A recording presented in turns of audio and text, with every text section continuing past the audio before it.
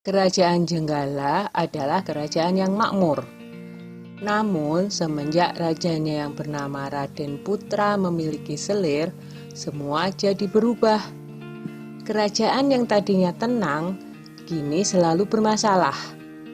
Selir raja yang iri dengan permaisuri menjadi dalang semua masalah tersebut. Selir raja ingin mengusir permaisuri dari istana. Suatu ketika, selir bersama tabib raja memfitnah permaisuri. "Maaf Paduka, seseorang menaruh racun ke dalam minuman selir. Tidak ada pelayan Paduka yang berani masuk ruangan ini kecuali permaisuri," kata tabib dengan meyakinkan.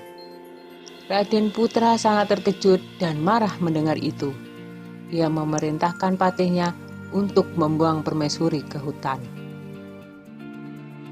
Untunglah Sang Patih adalah seorang yang bijaksana. Ia sebenarnya tidak tega meninggalkan permaisuri yang sedang mengandung sendirian di hutan. "Maafkan hamba permaisuri, hamba tidak punya pilihan lain," kata Patih. Patih membuatkan rumah kecil untuk permaisuri dan kemudian meninggalkannya. Setelah beberapa bulan di hutan, sang putri melahirkan seorang anak laki-laki. Anak itu diberi nama Cinderalas. Karena lahir dan tumbuh di hutan, Cinderalas berteman dengan binatang-binatang di hutan itu. Suatu hari, di saat asik bermain, seekor burung Raja Wali menjatuhkan sebutir telur. Cinderalas mengambil telur itu dan bermaksud menetaskannya. Tetapi secara ajaib, telur itu menetas menjadi seekor anak ayam. Cinderalas sangat menyayangi anak ayam itu. Kian hari, anak ayam itu tumbuh menjadi seekor ayam jantan yang gagah dan bersuara merdu. Kicauan seperti seekor burung yang tengah bersiul nyaring. Yang lebih mengejutkan adalah, setelah bersiul nyaring, ayam itu berkokok. "Kukuruyuk, tuanku adalah Cinderalas. Rumahnya di tengah rimba, atapnya daun kelapa. Ayahnya Raden Putra." Cinderalas memperlihatkan ayam jantan itu kepada ibunya. Ibu Cinderalas yang mendengar kokok ayam itu akhirnya menceritakan asal-usul mengapa mereka sampai berada di hutan.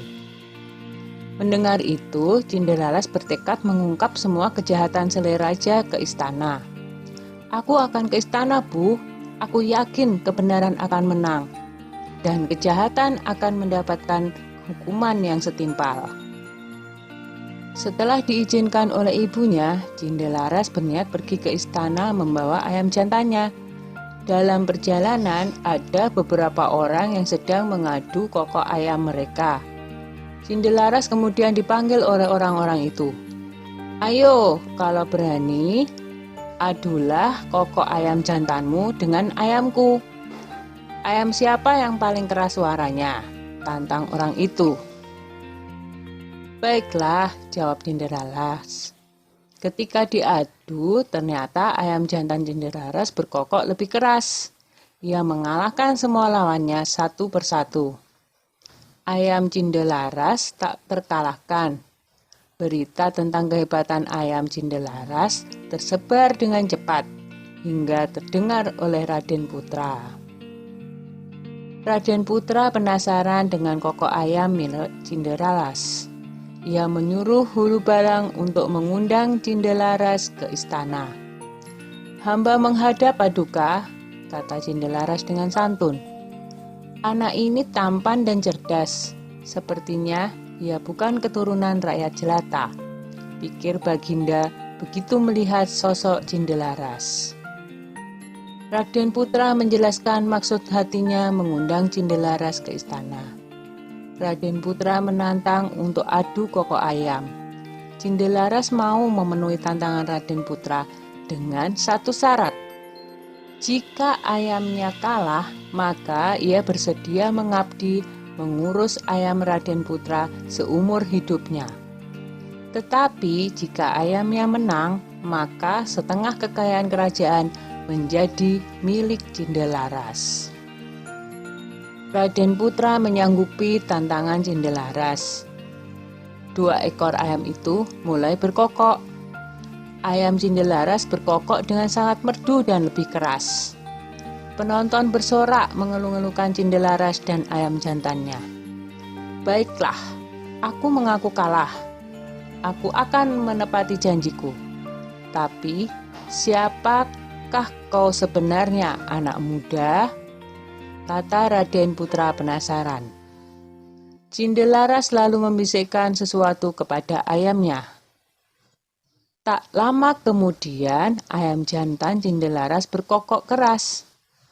Kukuruyuk, tuanku adalah Cindelaras. Rumahnya di tengah rimba. Atapnya daun kelapa, ayahnya adalah Raden Putra. Begitu berulang-ulang. Raden Putra kaget mendengarnya, lalu bertanya, "Benarkah apa yang aku dengar?"